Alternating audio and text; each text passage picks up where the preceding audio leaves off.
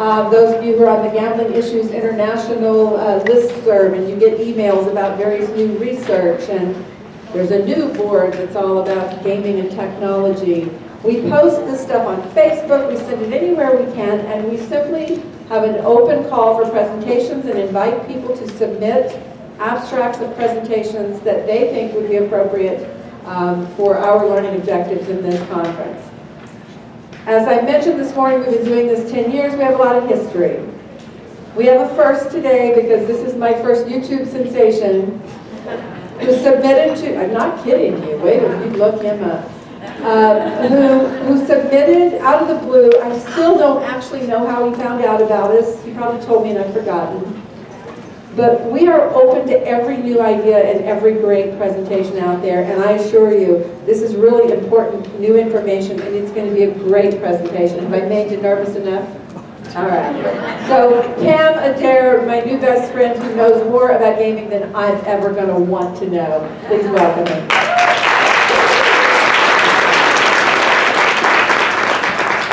Can you guys hear me? Yes. All right. First, I just want to say thank you, Carol. Thank you so much for having me. I'm really excited to be here. The story of how I found out about this event is actually really cool. And there's so much happening around this issue that is due to these events. So I'm just really honored to be here and honored to kind of bring my story and my message to all of you. So my name is Cam, and for over 10 years, I was addicted to playing video games. This addiction affected many areas of my life, including being a major influence in my decision to drop out of high school, not once but twice. I never graduated, never went to college, and because of gaming, I had a really hard time making friends for a long time. Now, I want to be very clear. I'm not here to say that gaming is bad. I'm not here to vilify gaming. I'm not here to debate about whether you should play video games or not. Because I don't believe that gaming is bad. I don't believe that we should be vilifying and stigmatizing gaming as much as we are. But what I am here to talk about is my story, what I've learned, what my community is doing now, and how ultimately moving on from gaming is not only the single best decision I ever made, but it's the decision that helped me learn about what it means to live a meaningful life. Today, I have the honor of leading the world's largest support community online for video game addiction. We have members in over 41 countries. There's a slide there that says 39, but in the last 5 days, we've had 2 countries, Japan and Mexico, join us. And this is only in the last year. So there's something really special, and something that I think really applies to all of you is that in the last 2 weeks, I've been to Toronto, and I've been to Portland, and now I'm here. And the one thing I hear time and time again, we heard it from John this morning, we want to help people, but how do we get them to come to us? I know every person in here, you guys have amazing resources and the ability to help so many people.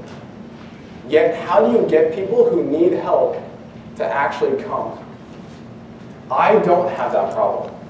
I have thousands of people from the ages of 10 all the way up to 50 plus, from 41 countries in the world, coming, saying, I need help. I need to make a change, and I need to support to do that. And what I want to share with you guys today is some lessons I've learned about how I've been able to help bring more awareness to this issue, and how you guys can be engaging your communities to be able to help more people. How can you get them to come to you? Why I think this is important is because there are over 1.2 billion people who play video games around the world. And this number is actually probably more accurate, like 1.7 now. 100% of kids under 18, youth under 18, are playing video games. 50% of college students that play video games, which is essentially everyone, are using gaming to avoid studying. This is a massive problem that is a global problem. And I think there's important things that I can share today. So I just want to quickly go over a couple terms for you guys. Do you guys all know what video games are? Yeah. Okay. Carol was like, you have to do this like talk and give them some like info on video games, and I'm like, well, everyone should know, but just the quick basics.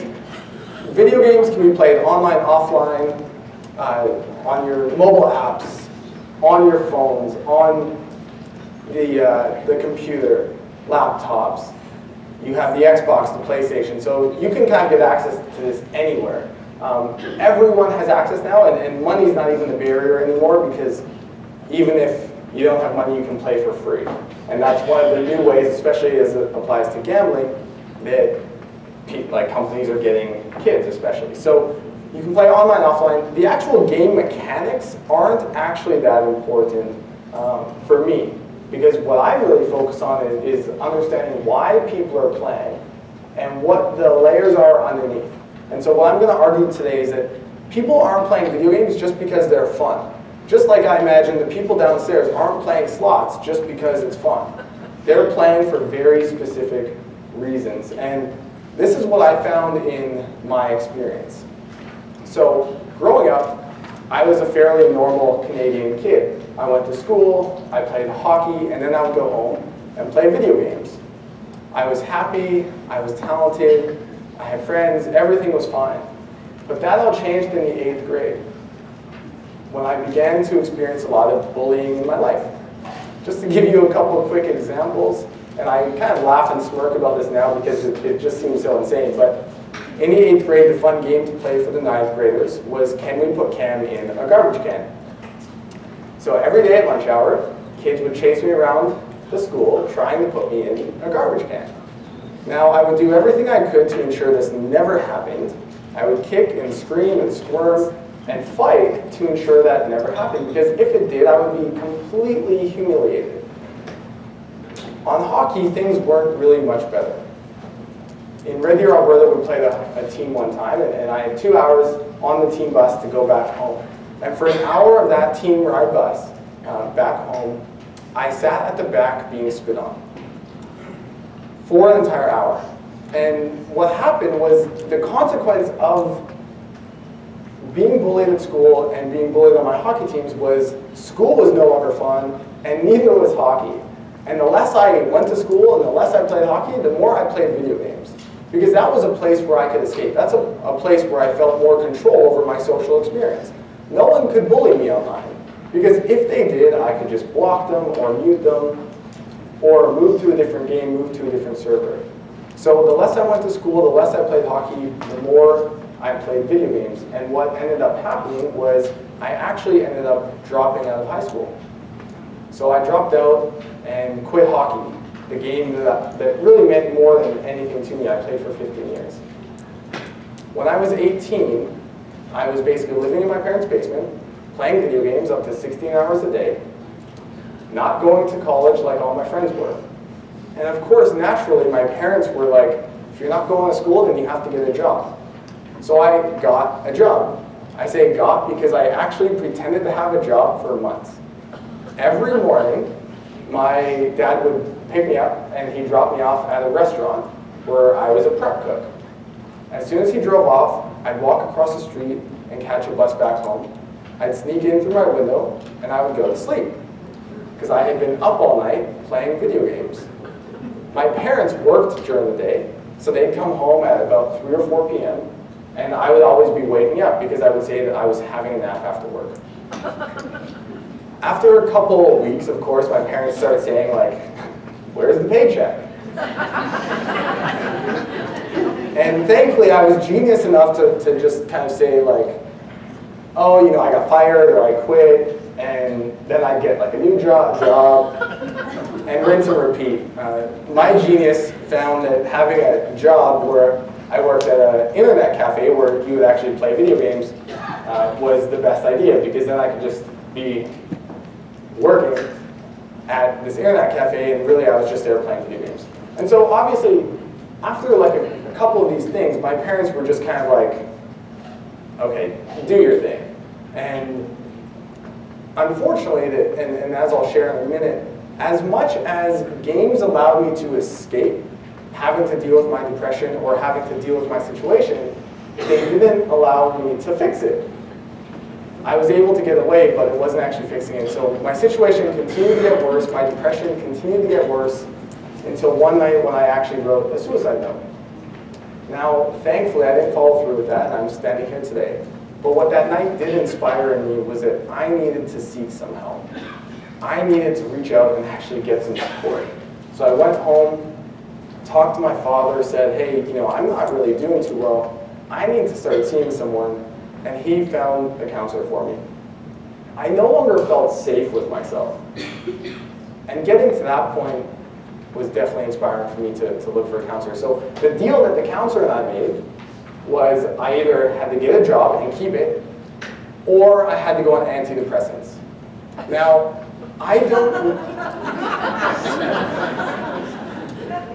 Now for me, if there was one thing I was certain of in my life, it was that I did not want to go on antidepressants.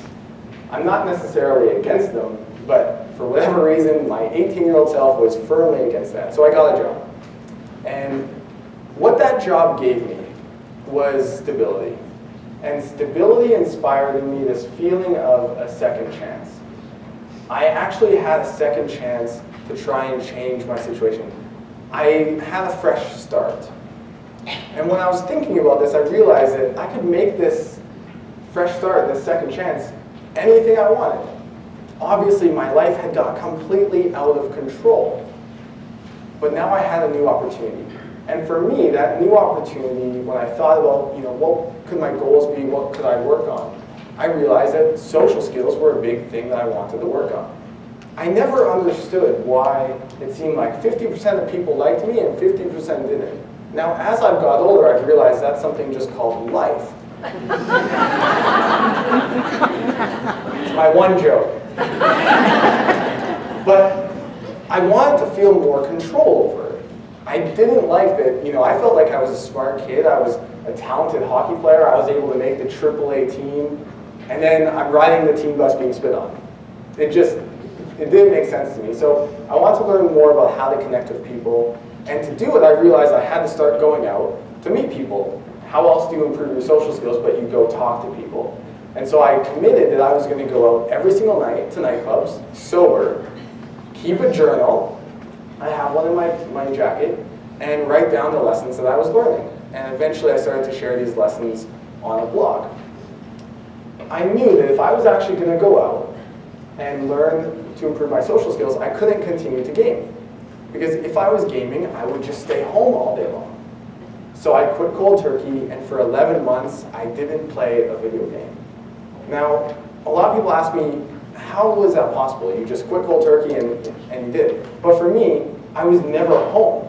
So that was that's what helped me. I went to work at 7 a.m., I came home at 4, I had a nap, I showered, I had dinner, I got dressed, and I went out. And then I'd come home at like 1 in the morning, sleep, go to work, and I just did that. Now, in some ways I was avoiding being at home because I knew I'd be tempted to play, but I just went to a totally different extreme. I just went out every single night. Now, I would argue that although it's just as extreme, it led me to a path where I was thinking more about personal development, and I was thinking more about how to improve. And that eventually led me to moderate my behavior in that way. But 11 months later, I started to feel depressed again. And this time, instead of running away to play video games, I realized I'm just going to go to a new city. I'm going to move to a new city and get a fresh start. I'm going to challenge my social skills, move to a new city and have to make all these new friends. So I moved to Victoria, BC, which is on Vancouver Island. And I moved in with a couple new roommates. One of them, his name is Ben. He was talking about how him and I used to play the same video game. StarCraft is the name. And he joked about going out to buy the game. Now, I kind of laughed it off and said, I'm good. I haven't played for 11 months. Like, I'd prefer you didn't do that. And he joked about it, and I'll never forget it. That night I was at home. I was writing an article, and he came down, put the game in front of me, and was like, let's play. And I was like, okay, fine, just one game. And for the next 5 months, I played 16 hours a day and did nothing else. Because he absolutely destroyed me in that game. And I realized that I didn't like that so much. And I was going to play as much as I could all day long, every day, all day, all day, all day, until he could no longer do that. So 16 hours a day for 5 months. Now, obviously, during that period, I realized that things had got totally out of control again. I wasn't working, I wasn't going out, I wasn't talking to people, I barely even left my house. But I knew that gaming was something that meant so much to me that I basically told myself, at the end of this 5 months, I'm going to quit, and I'm going to truly move on to a new chapter of my life forever. Now, that's not something that I really recommend to people I work with today. I don't recommend for them to set a date and quit then. But I do recognize that that was important for me because I think it gave me some closure. So what happened was at the end of that 5 months, I started to think about why was it that after 11 months of not playing a video game, I was so drawn back into them right away, to the point of an extreme of 16 hours a day. And what I realized was there were actually specific reasons why I was playing. It wasn't just because games were fun. It was because it fulfilled certain needs that I had. The first need was it was a temporary escape. Games allowed me to escape having to deal with my depression. Games allowed me to escape from the stress in my life. When I was stressed out about a test coming up in school, I could just go play and forget about it. When my girlfriend broke up with me when I was 18, I didn't have to deal with that. I just gamed all day long. And that was the type of kind of numbing mechanism in my life that worked really well. So games were a temporary escape. The next reason I played was that they were social. So often in the conversation around video games, you hear parents tell their kids that those are not your real friends. And that's so wrong. It's so not true at all. I was just in Singapore last year, and I've been talking to a blogger online for 7 years. On Skype, we just chat. And I was in Singapore, that's where he's from. We met up, we had a great time, and I still talk to him today. I wouldn't say that he's not my friend. He's absolutely my friend. We have a great, meaningful relationship. So when I'm staying home on a Friday night to play, I don't feel like I'm missing out on a social experience. I don't feel like I missed out on the party that was also on that Friday night. Because actually the party was online, and it was with all of my friends. So social was also a big reason. And I had more control over it. I didn't have to worry about people bullying me when I was playing online. I could find the people that were like-minded, the people who liked me, and we could play together. The third reason is constant measurable growth. So games gave me a sense of progress and feedback, and it gives you instantly with instant gratification. Today, I DJ and I surf, and I don't get a scoreboard that tells me that I'm improving. I don't get a badge. I don't see my level increase. I just fall on my face less. That's just the truth. I just went surfing yesterday before I came out here, and the truth is, when I improve in surfing, it's like, that's the only way I know. Whereas online, on games, you get to see your progress, and games are specifically designed, the lower level you are, if you're level 1, you will hit level 2 faster than when you're level 70 trying to get to level 71. And it's done that way specifically so that you get that feedback loop that you're improving very, very quickly. The fourth reason is that games are a challenge. So they give you a sense of purpose, a mission, and a goal to work towards. Games are specifically designed to make sure that you always know the next thing that you need to do. You always know what the next level is. You always know what the next boss is. You always know what the next score you need to have is. Games are designed in that way. If you don't have a sense of purpose outside of games, games are going to give you a really good sense of purpose. So what happened was when I realized these reasons, I thought that, you know, I'm probably not the only person in the world who struggles to quit playing video games. And I decided that I was going to look online to see what the current advice was. And let's just say that didn't make me feel very happy. So I typed how to quit playing video games into Google. And the answers I found were, like, they just pissed me off. And as I'll show you in a moment, they'll probably piss you off too. So the reason I think it's important is this. imagine that you realize you have a problem. You recognize that you have a problem. You know you need help, and so you decide that you're going to actually try and find some help. You can't go to your family, because your family is just going to tell you, told you so. You can't go to your friends, because guess what? All of your friends play. You're not going to seek professional support, and I'll tell you more about that in a moment. So where do you turn? You turn to Google, because you know that if anyone has the answer, your friend Google has the answer. So you type this in, and these are the answers that you get, or a couple of them. You get answers like, oh, just study more. When the whole reason you're playing video games is to avoid studying. And research even backs that up. And then you also get told to just go hang out with your friends when all of your friends play. I describe this advice as the typical, predictable parent advice that you would get from someone who has no idea what they're talking about. But the consequence of this advice is that that person who is courageous enough to recognize they have a problem and actually search for some help now feels misunderstood, now feels discouraged, and is like, fuck it, I'm just going to go back and play video games. Sorry.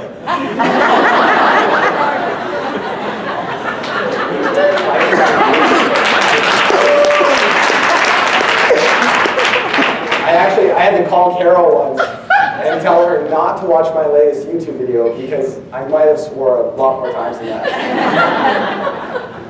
So what happens is that person then just feels misunderstood and does not actually continue to seek help.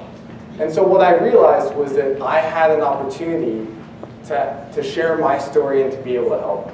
And to be honest, 5,000 people type this in every single month. Wow. So just this alone, I've been able to reach 250,000 people by being able to share a real answer. So I wrote an article called How to Quit Playing Video Games Forever. It's on the left. And I used a bunch of pictures of girls because I knew that was kind of irony. Oh, you're going to find your girlfriend playing video games. But in the article, what I did was I wrote my story, I shared my story, I shared some of what I learned, and most importantly, I shared that I was actually a real gamer. I played 16 hours a day. I was a hardcore gamer. And what happened was that the article just blew up. So today we have almost 1,600 comments, and that's just one example of a comment. That's actually kind of a smaller comment. Most of the comments are about 1,000 words long. I couldn't fit them on a slide.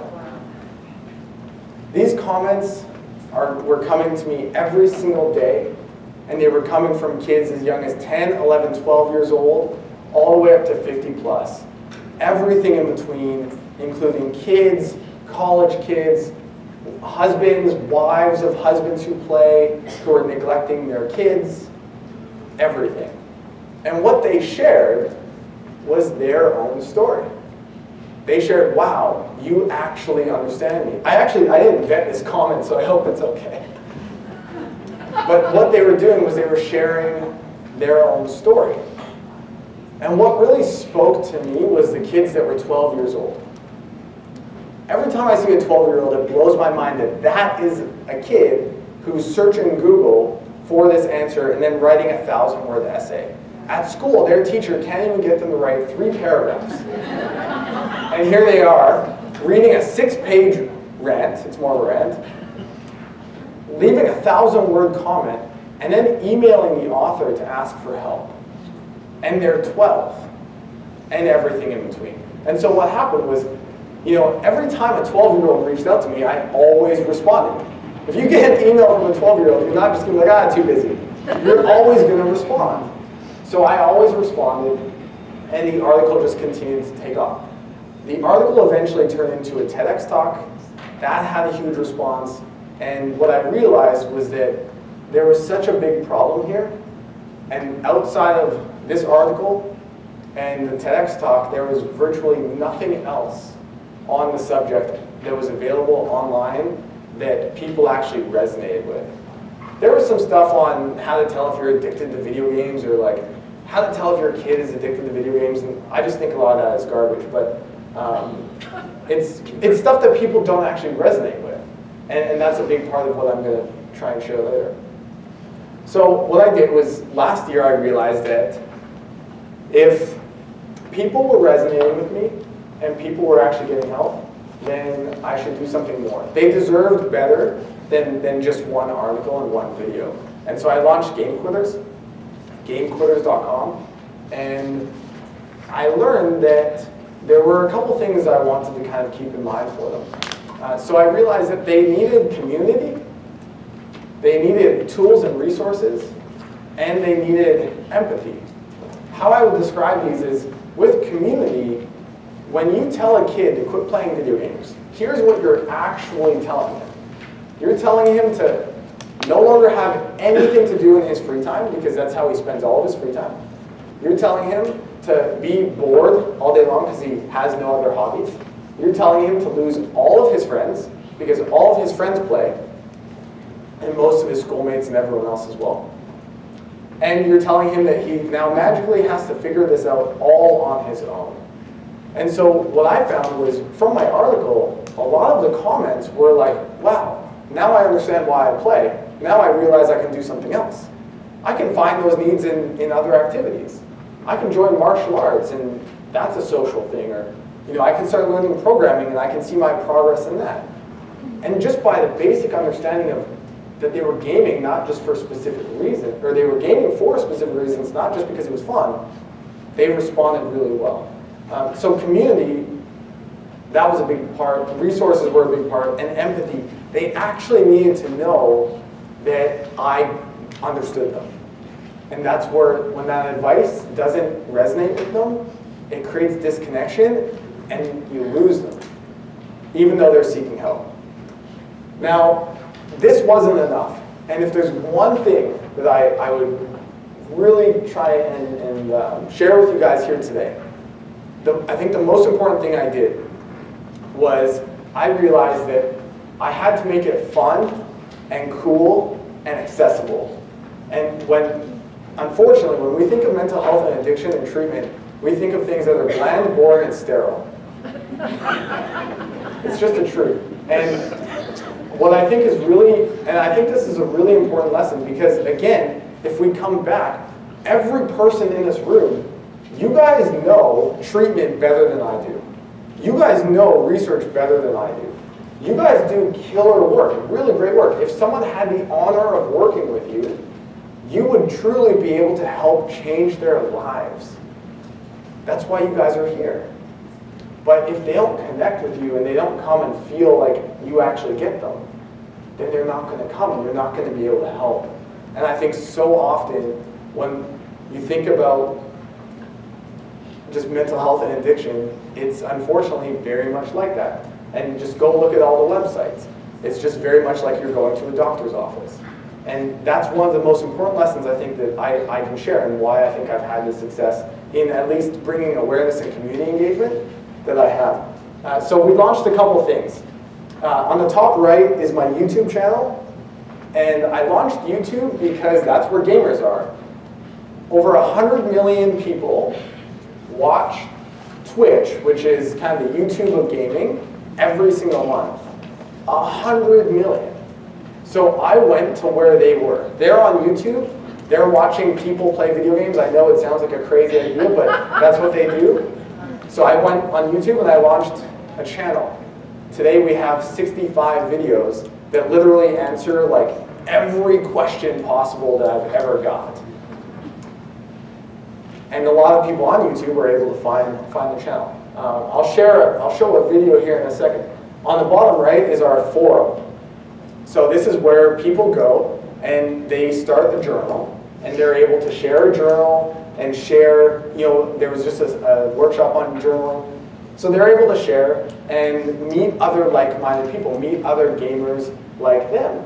This really helps, the forum on the bottom right really helps them with the social piece, because they're able to meet other people that get them, but who are also on the same path trying to move on.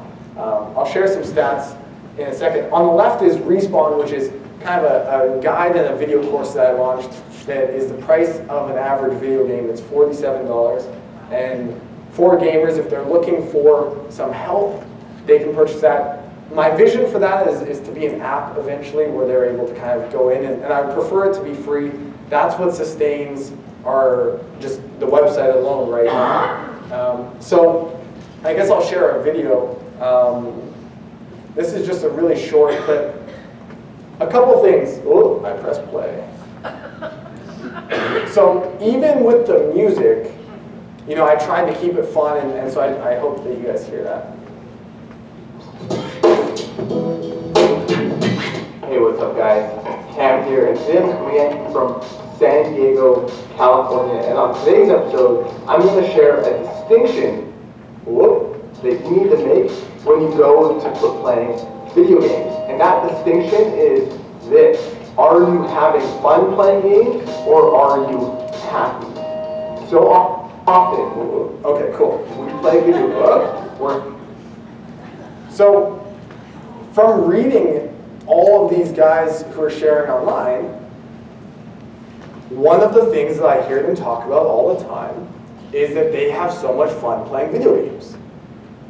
But the conclusion they need to come to actually realize that it's maybe having a problem in their life is the distinction between having fun and being happy. Are you stimulated playing video games, or are you fulfilled? And for a lot of these guys, what they realize is they're stimulated. They're very stimulated, they're very engaged, but they're not actually happy. They go to bed at night depressed. And that helps them move further to a decision of maybe taking a break.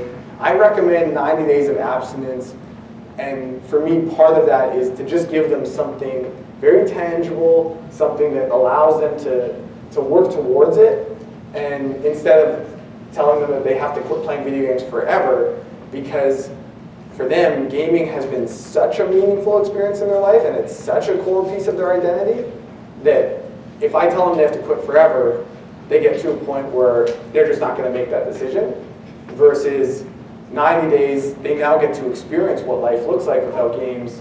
And for many, many of them, we're doing a study on this right now, but for many of them, they realize that, oh, life is actually a lot of fun without games, and they're much happier. And that allows them to sustain. So YouTube, the guide, and the community. So just a few stats. 41 countries. Everything from the US, Canada, Finland, Spain, Singapore, Serbia, Colombia, Morocco, India, Hong Kong, Indonesia, Mexico, Japan, all over the place. And on the forum, we have 50 new members join every single month.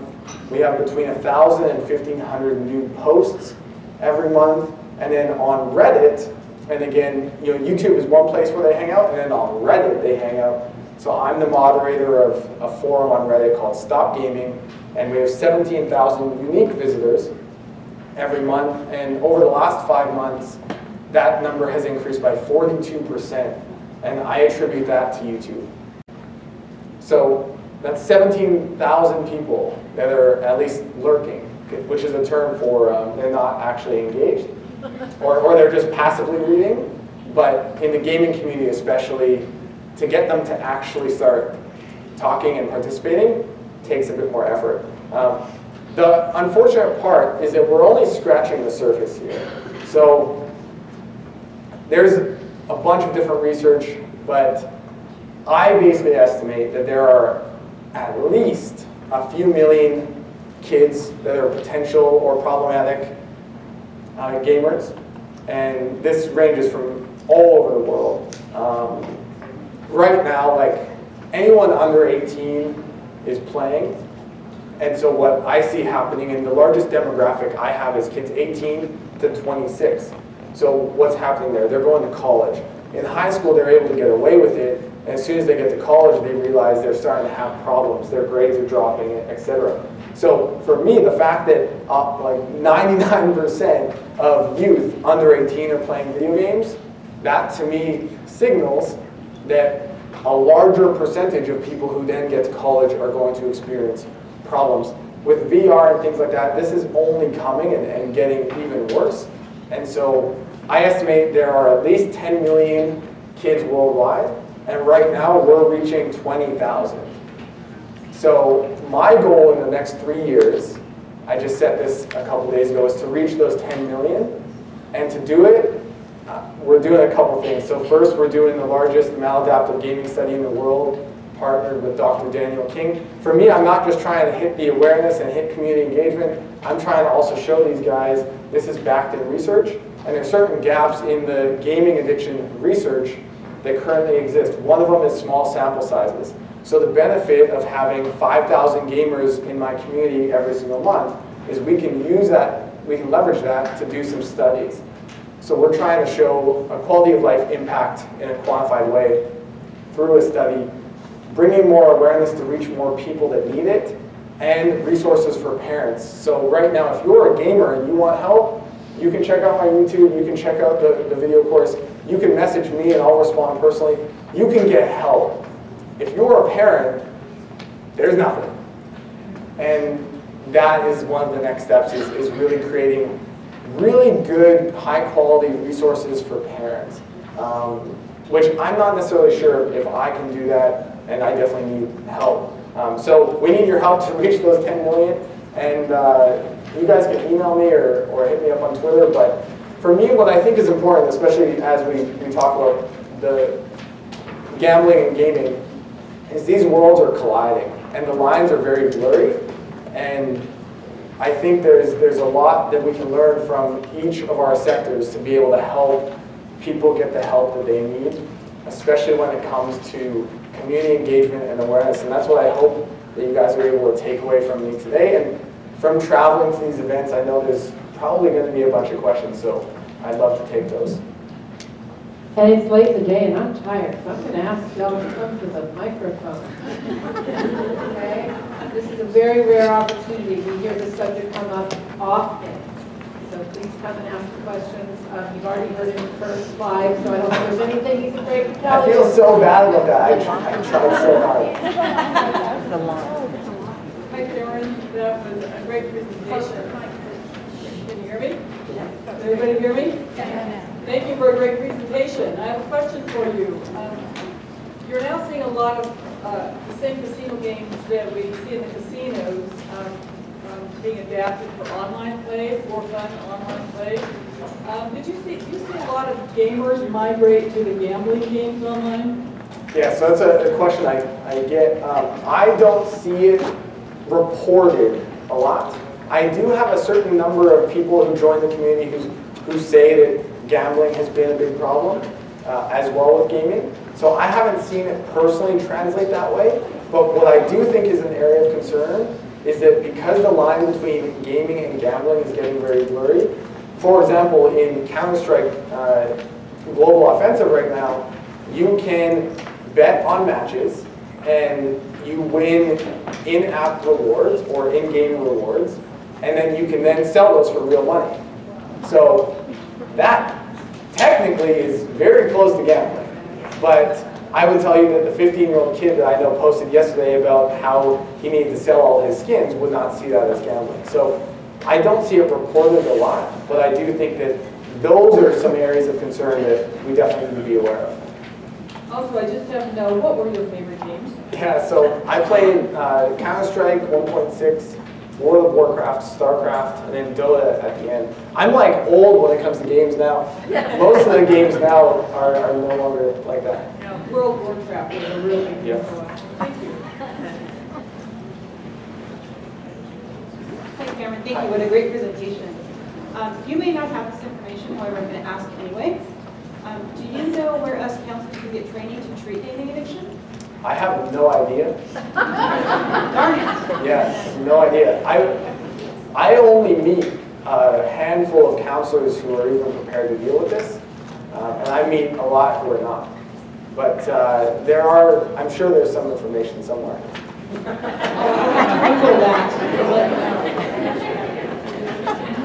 Okay, he's not going to ask you for money, but I will. I am not a counselor. I was just too darn curious, and I paid the money, and I downloaded Respawn. Now, you have to explain to me what word Respawn means, because that's something new thing. Mine was like one F-bomb I found in it, which is why I didn't ask him for permission to produce it. That is the most amazing thing I've ever read. You want to start learning? Pay $46, support what he's doing, and download that workbook. You are going to be stunned at how much he does know about counseling and the techniques that he has built into that to speak to a community that, frankly, most of us in this room are too old to understand how to speak to them. So I really encourage you to start there, read it, and then you will figure out how much it fits in what you already know. Thank you. Respawn, it's on his website at gamequitters.com. You click on it, you put in money, you get a PDF version downloaded, and I'm an honest person in my recovery today. That's why you don't have copies of it shared. And so I'm envisioning some kind of virtual intervention where if I sent people to watch your YouTube channel and follow the blog and pay attention, parents and others who are concerned about their person they want to do an intervention with, could there not be a way to put a forum together that's HIPAA, that's one of our very important things about confidentiality, HIPAA safe, and do an intervention? Have you had opportunities like that? So I've been approached for interventions a few times.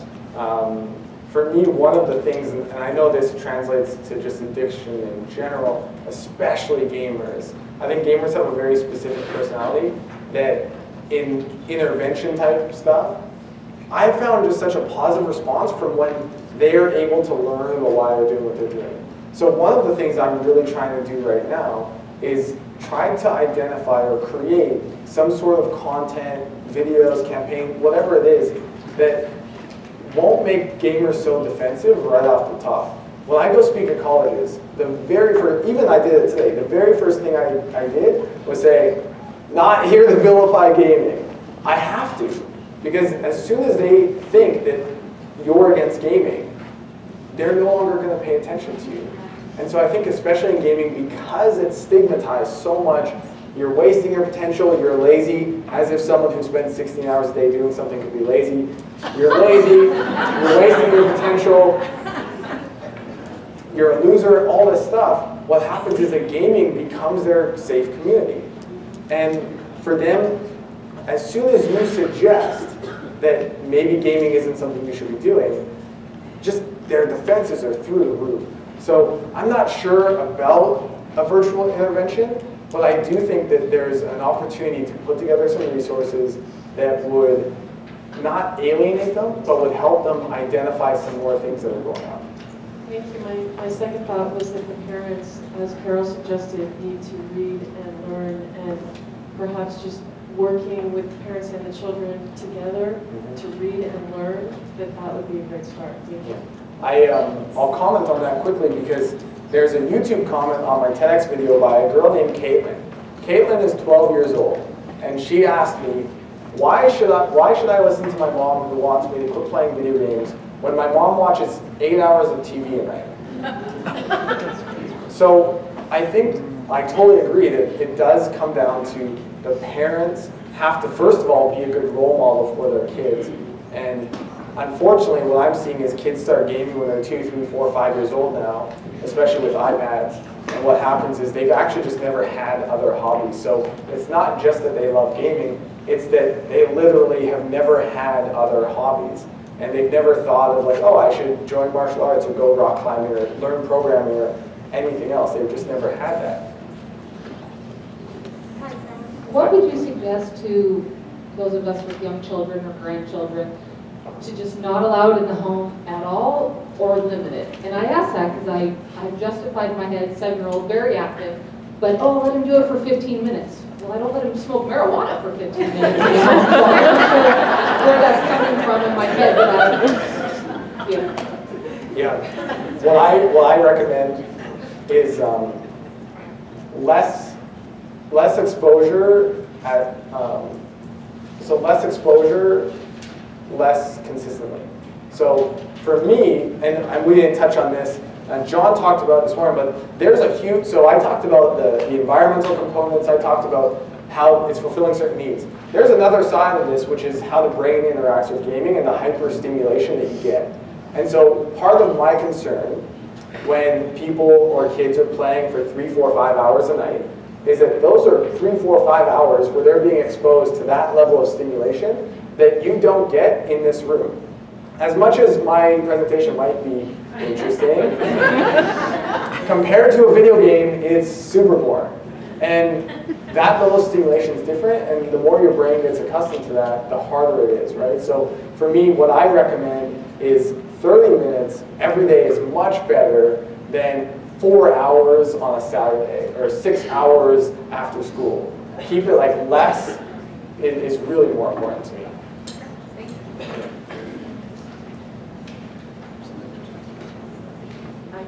Thank you.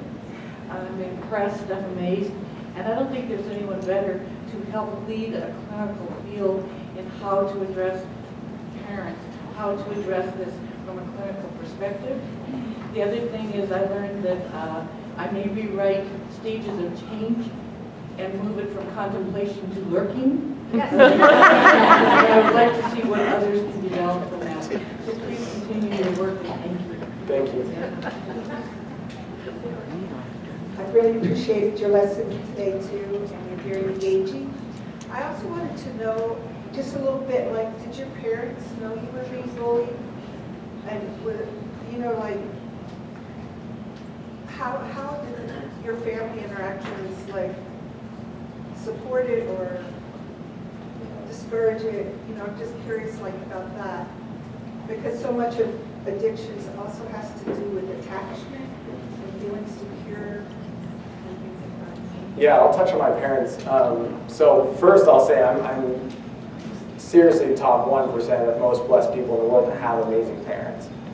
Truly, like, amazing parents I think are the real top 1%. But for my parents, they didn't know I was being bullied. I spoke at TEDx twice. The second time was in Fargo, and I talked a lot about being bullied and shared those stories. And my mom was in the crowd, and that was the first time she had ever heard any of those stories.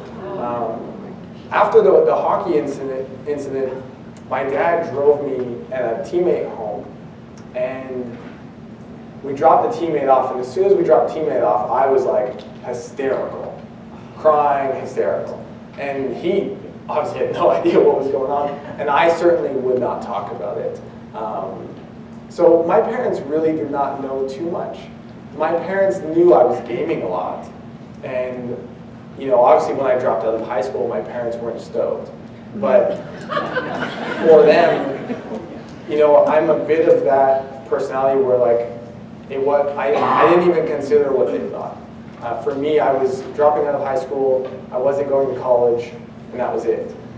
You know, and a lot of people will say they could kick you out, and yeah, sure, that was an option, but my parents wanted to help their kids, so it was like, they maybe enabled me a little bit in that way, but I think that they also just, you know, my mom said that she just always trusted that it would kind of work out. And for me, it was like, on some levels, everything was totally fine. I was a top-level hockey player. I was smart. When they talked to me, I was social. But then there was just something else going on, and they just couldn't kind of figure it out. And I'm really blessed that they kind of stuck by me and always were there to support them and just had that faith. Dan, I have a question that's related to my previous question.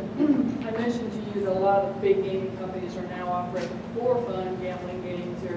The millennials aren't very interested in slot machines any longer, so they're trying to provide a form of gambling entertainment that will appeal to the millennials. However, when you have the for-fun casino games available to players, those are not legally defined as gambling. Therefore, you cannot provide a 1-800 gambling helpline number for them. Would your website be a resource for people who get in trouble with these gambling games that are not legally gambling? So I'm very new to the gambling field. After going to Discovery 2016 in Toronto 2 weeks ago, that was the first time I had been to a gambling event. Now what I'm really interested in is actually starting to create content around that. I've been getting questions about esports and pro gaming and now fantasy esports, and the mobile games are absolutely correct. They're completely unregulated because they're not technically deemed gambling, but the behavior is very similar.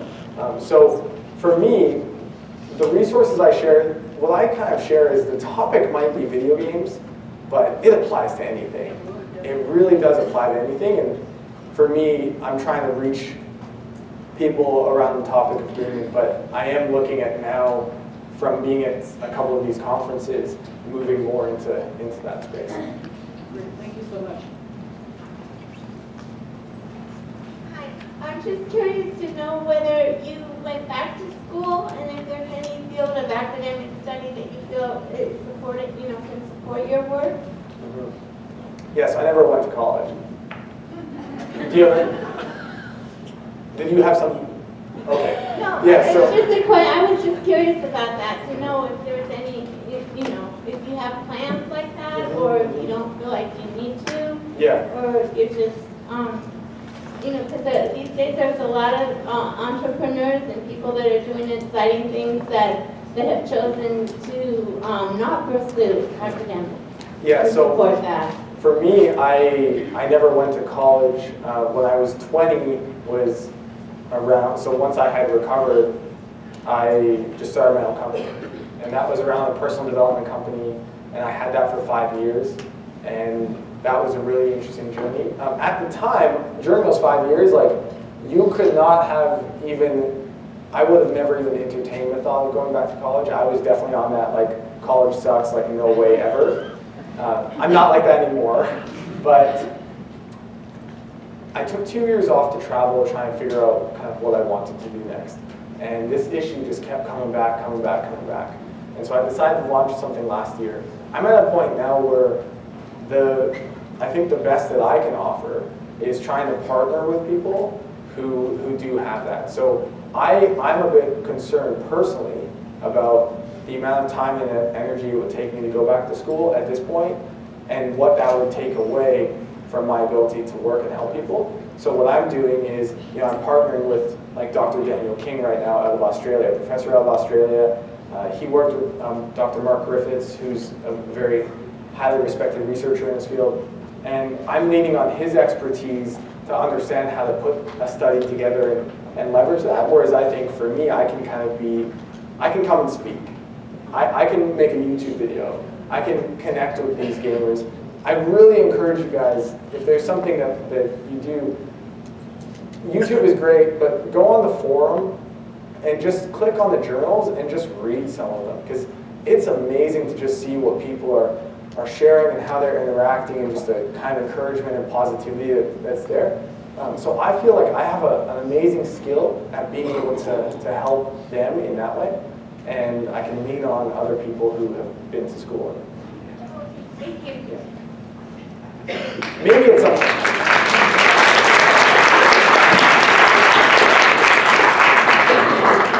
You say you've connected in Australia. Australia and Canada are two of the countries that have done incredible research on gambling. And you said you were in Toronto when you got, I was wondering if you had made any connections in Canada regarding the research? And I know, like you said, Australia's done some incredible stuff too, so it sounds to me like you're heading in the right direction. Yeah, I haven't got too connected in Canada yet, but this researcher in Australia I'm really excited about, because we're kind of designing it specifically to fill gaps in the research right now. And it's interesting because it's just me right now. And so for me, I'm really trying to find people that I can kind of lean on. Yeah, I wish you make that connection up in Canada too. Who's doing your research. So.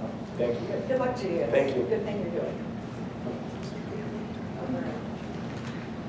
I just, considering that we're partly able to afford coming to an event like this because of the support of the gambling industry, I just wondered, from your perspective, what responsibility, if any, do you feel like the gaming industry has in addressing this? It's a great question. I know Jeff is in the crowd, and he's a bit of a feather ruffler as well. So for me, I'm ready to bring it. These game developer companies, I think, again, because of the stigma involved in gaming, obviously game companies absolutely have a responsibility, but up until now, research has been so inconclusive about whether or not it's actually an addiction that they've been able to kind of hide behind that, even though every gamer knows someone who games way too much and it's completely destroying their life. So I was really optimistic that when I spoke in Toronto, I spoke on a panel with a game developer. He's the CEO of a game development company in Canada. And after we had a conversation, he was like, wow, I never realized this. And I make games because they're fun and they're an experience, and I want people to have a good experience.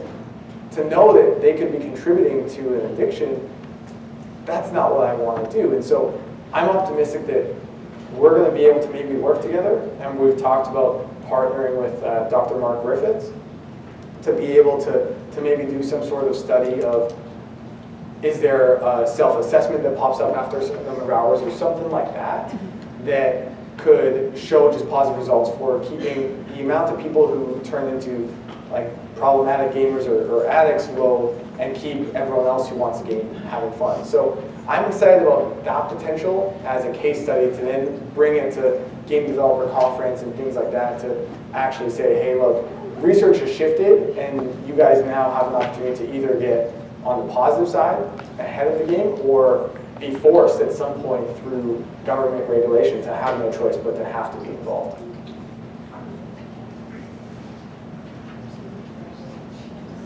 Hi, Cam. Thank you for your presentation.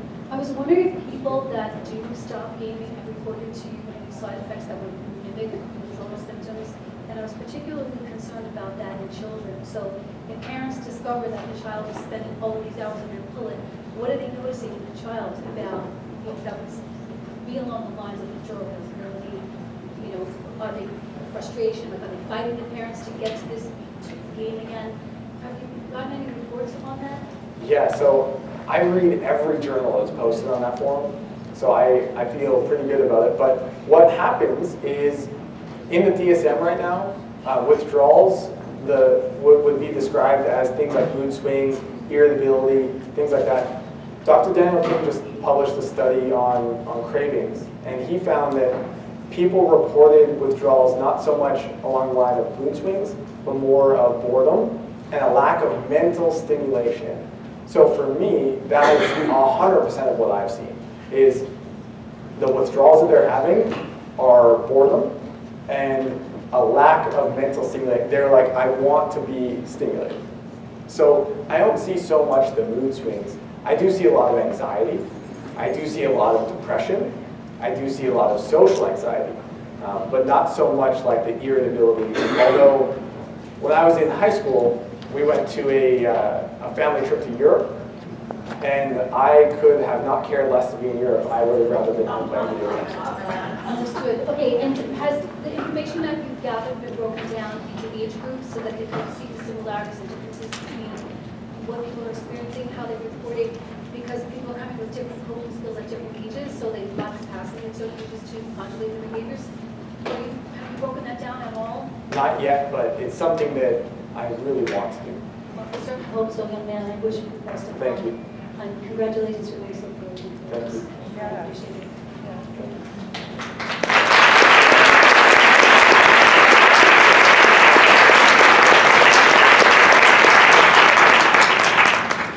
Okay. One last thing I'd like to speak to. The conversation that Cam and I had about game quitters after I got on there was stunned. I mean, think I could YouTube video, right? Except me. The irony that some would feel that what you have done is take a group of people who have isolated and hidden online the game and their recovery and their access to anything to help them beyond Google is an online website where they interact online with each other. So if you talk a little bit about how you encourage them how to use game quitters and what you want to see that lead to in their lives individually. It's a great question.